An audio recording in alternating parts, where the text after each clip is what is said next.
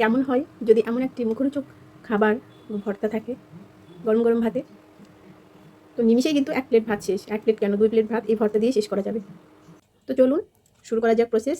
তো এটা কি আপনারা কি চিনতে পেরেছেন? নিশ্চয়ই চিনতে পারেননি কেউ। এইটা হচ্ছে মাছের ডিম। তো মাছের ডিমের আজকে আমি ভর্তা তৈরি করব। মাছের ডিমের তো অনেক রেসিপি খেয়েছি, তো আজকে তৈরি করব মাছের ডিমের ভর্তা।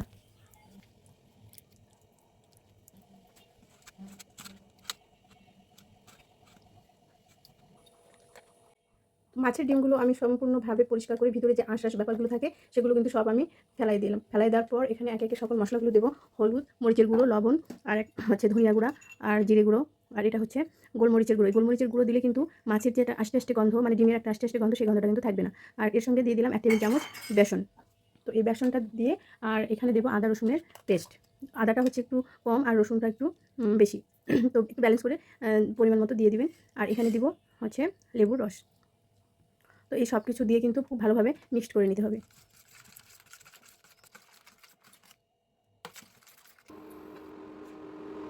তো চলে এসলাম এবার ভাজতে। তো একটা চামচের সাহায্যে এইভাবে ছোটো ছোটো ছোটো ছোটো করে কিন্তু আমি একদম লাল লাল করে ভেজে নেব।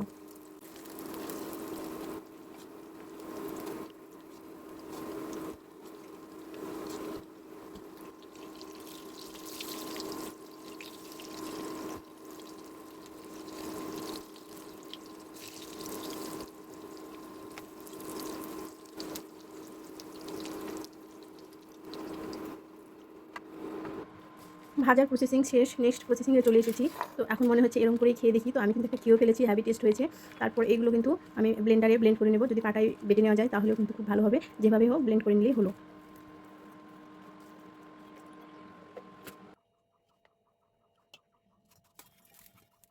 তো এতক্ষণ যা যা হলো চলে এসেছি শেষ পর্যায়ে। এখানে যে যেমন মরিচ খেতে পছন্দ করো সে সেমন মরিচ দিবা। আর এই যে দেখো মরিচ নিয়ে একটু লবণ নিলাম, নিয়ে খুব সুন্দর করে মরিচগুলো আমি ভেঙে নেব। আর এই ভেঙে নেওয়ার পর এখানে দিয়ে দেবো পেঁয়াজ কুচি, মরিচ আর পেঁয়াজ কুচি। এই পেঁয়াজ কুচি আর মরিচটা কিন্তু এত সুন্দর করে মাখতে হবে। আর এখানে কিন্তু দিয়ে দেবো সরিষার তেল। তো এই সরিষার তেল, পেঁয়াজ আর মরিচ খুব সুন্দর করে মেখে নিতে হবে। আর এই মাখাটাই কিন্তু এই ভর্তাটার আসল টেস্ট।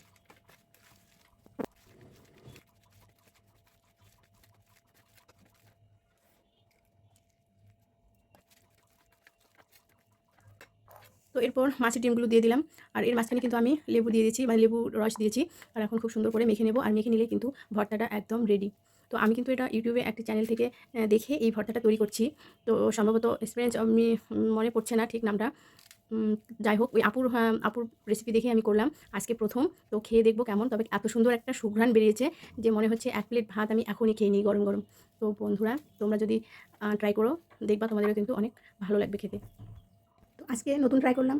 আমি অবশ্যই খেয়ে দেখব কেমন লাগে। নিশ্চয়ই ভালো লাগবে। যেহেতু মাছের ডিম মানেই কিন্তু আমার পরিবারের সবাই একদম পাগল।